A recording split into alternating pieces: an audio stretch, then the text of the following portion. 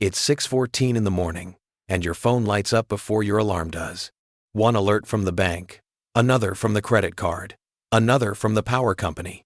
For a second, you're still half asleep, so it doesn't land yet. Then you open the banking app and see it. Your checking account is short by $18. That's it. That's the whole crime.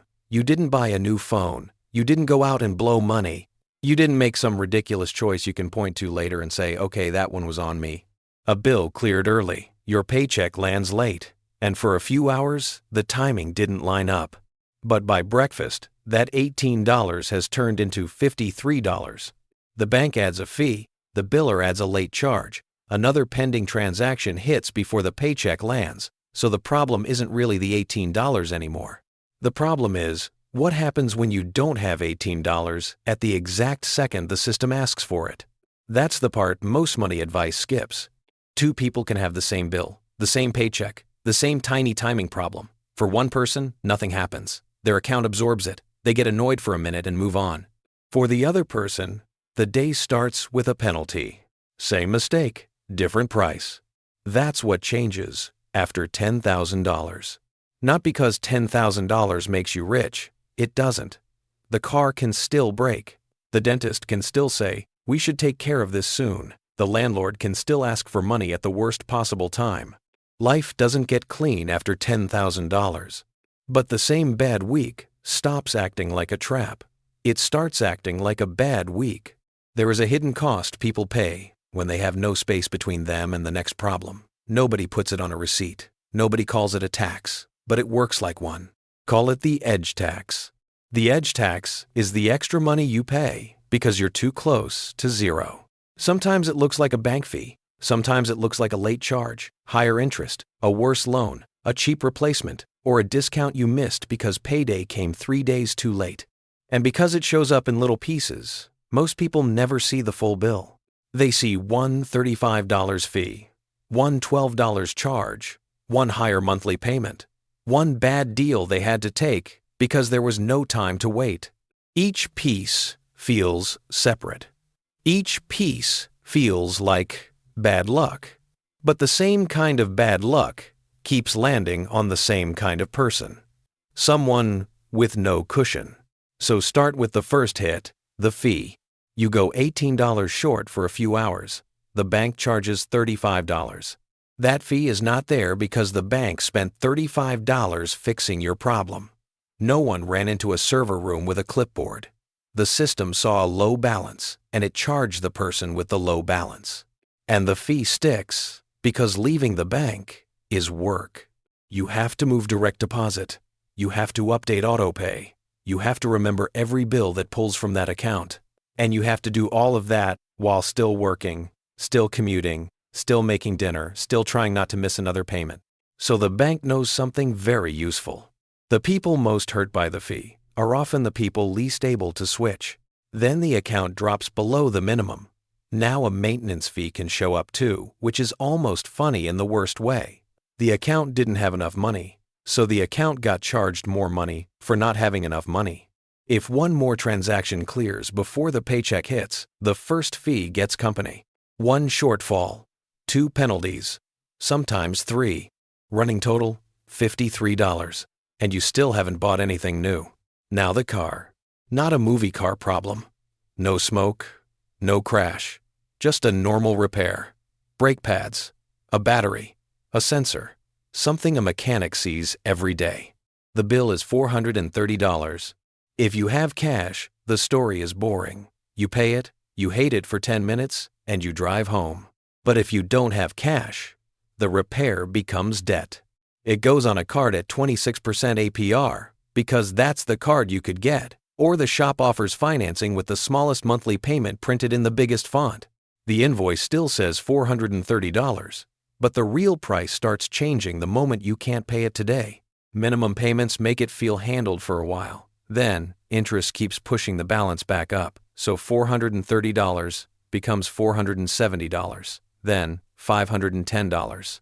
Then, you stop knowing which part of the balance was the car, because now the card also has groceries on it, gas on it, and the copay from last month. The emergency disappears into the pile. And once that happens, there's no clean line between the thing that went wrong and the extra cost of getting through it. That's one of the cruel parts of being near zero. You don't just pay for the problem, you pay for the time it takes to recover from the problem. Running total, around $130. Maybe more. Still no luxury spending. Still no big mistake. Just timing, a car, and interest. Then comes the cost. That looks like being careful. You buy the cheaper thing because the better thing needs money today. A $170 coat would last 5 winters, but winter is here now, and you have $48, so you buy the $48 coat. It pills by February. The zipper starts acting weird by March. Next year, you buy another one. Over 5 winters, the cheap coat costs more, and you were colder the whole time. Shoes do this, tires do this, mattresses do this, phone chargers, kitchen pans, work pants, laptops, even groceries can do this. The lower price wins because the better deal asks for cash before it saves you cash. From the outside, people call that bad budgeting, but the choice was already trapped. The durable option is cheaper only if you can survive the moment when it costs more. That's the whole trick. The world is full of things that save money later and require money now. Bulk groceries, annual insurance, a deposit on the apartment with lower rent, a used car paid in cash instead of financed at a bad rate. A dental visit before the small pain becomes the big bill. When you have no buffer, later is a luxury. Running total, past $400, maybe past $700 if the year has been rough, and the cost is hiding inside normal purchases, so nobody calls it a bill. Then credit gets involved, and this is where the loop gets ugly. If your score is thin or damaged, every door gets heavier. Higher deposits, co-signers, denials, application fees paid to places that were never going to say yes. But the score often got hurt because you had no margin in the first place. You missed the payment because the fee hit because the balance was low. The balance was low because the last emergency became debt. Now the next emergency costs more. That's how the edge tax feeds itself. A low balance creates fees. Fees create missed payments. Missed payments hurt credit. Worse credit raises interest, deposits, and insurance. Higher monthly costs make it harder to rebuild the cushion that would have stopped the first fee. It's not one bad decision. It's a set of penalties that gets easier to trigger the less money you have and harder to escape the longer it runs. And the cost isn't only money. It's attention. It's the math you do at the gas pump, the pause before opening mail, the fake, calm voice on the phone. With billing, the banking app check at 10:40, then again at noon, because one wrong order of charges can change dinner. It's the tiny dread before inserting your debit card while someone waits behind you. Every hour spent managing the edge is an hour not spent earning, resting, applying, sleeping, or fixing the bigger problem. So now the question is simple. Why $10,000? Why does that number feel so different? Because $1,000 helps, $2,000 helps more. $5,000 can change the way a month feels. But $10,000 can cover more than one problem at once. And real life rarely sends problems one at a time. The car breaks in the same month the dental bill arrives. Your hours get cut right before rent is due. The phone dies while you're waiting on a reimbursement. The deposit for the new place is due before the old deposit comes back. The paycheck lands Friday. The bill clears Wednesday. And the bank does not care that Friday is close. The danger isn't one $400 problem. The danger is the cluster. For a lot of people, in a lot of cities, that cluster lives around $10,000. A car repair, a medical bill, a rent gap, a move, a family emergency, a month between jobs. Not everyone at its worst. Not everyone at the same time, but enough overlap that a smaller cushion can get punched through before it has time to refill. That's why $10,000 matters. It's not the start of wealth. It's not a trophy. It's not financial freedom. It's the point where a lot of normal problems stop turning into debt. Below that line, surprises become balances. Above it, many of them become receipts. That's the difference. The repair gets paid. The overdraft never starts. The deposit is ready. The better apartment becomes possible. The annual payment saves money. The shoes last. The appointment happens before the pain gets worse. The early discount gets taken. The bulk groceries are boring. Same income, same personality, same job, same life in a lot of ways, but less friction. And this is why crossing that number can feel strange. From the outside, nothing changes. No one claps because your savings account crossed a private line on a Tuesday. Your apartment looks the same. Your clothes look the same. Your job probably feels the same. You may still feel behind because $10,000 is a lot to save and not much to live on. But inside your decisions, something has moved. You stop negotiating with every small emergency. That's the real promise. Not luxury. Quiet. The ability to get bad news and not instantly turn it into a payment plan. The ability to say, I can handle this, and have the math agree with you. Once that happens, the edge tax starts losing access to you.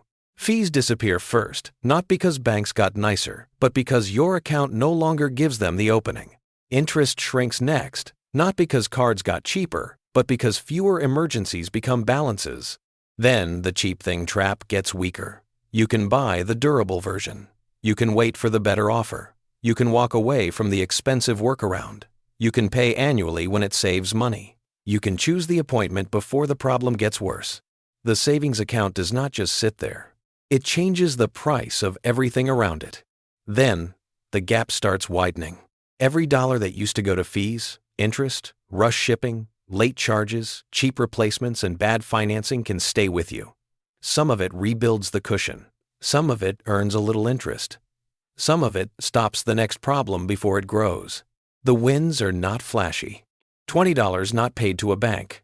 $40 not lost to a late fee. $80 not added to a repair. $300 saved by paying once instead of monthly.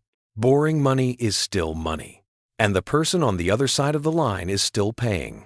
Picture two people with the same paycheck, same city, same rent, same job title. One has no buffer and pays the edge tax all year in little pieces. The other crossed $10,000 and avoids most of it. At the end of 1 year, the second person may not look richer. Same car, same groceries, same work badge, but they kept money the first person lost. Do that for 1 year, and the difference is noticeable. Do it for 5, and people start calling it discipline. That's the uncomfortable part. The person with margin gets praised for being responsible. The person without margin gets judged for paying more. But the first advantage was not moral, it was structural. One person had enough saved to stop the penalties from attaching. The other was still paying extra to survive the same problems. This does not mean saving $10,000 is easy. For many people, it's brutally hard. It can take years. It can take roommates, extra shifts, delayed purchases, awkward conversations, and saying no when you're tired of saying no. The point isn't that the number is simple. The point is that the number matters because of what it blocks. Before it, money is mostly defense. Stopping fees, covering gaps, buying time, keeping the phone on, keeping the car moving, keeping the account alive. Until Friday. After it, money can finally do more than defend. It can take the discount, avoid the loan, pay the deposit, replace the thing once, buy time back, say no to the worst offer. Say yes before the price goes up. Back to 6:14 in the morning. Same phone, same alert, same bill clearing early, same paycheck arriving late. On one side of the line, your stomach drops before your feet touch the floor. You start moving money around in your head. You wonder what can wait, who can be called, what can be delayed, and how much the fee will be this time. On the other side, you're annoyed. That's it. Annoyed. And if you've lived near panic long enough, annoyed is worth a fortune. Crossing $10,000 does not make you rich. It does not make life fair. It does not protect you from every emergency, every layoff, every medical bill, or every bad month. But it removes a charge that was waiting for you every time you got too close to zero. And once that charge is gone, the road does not become easy. It just stops getting more expensive every time you hit a bump.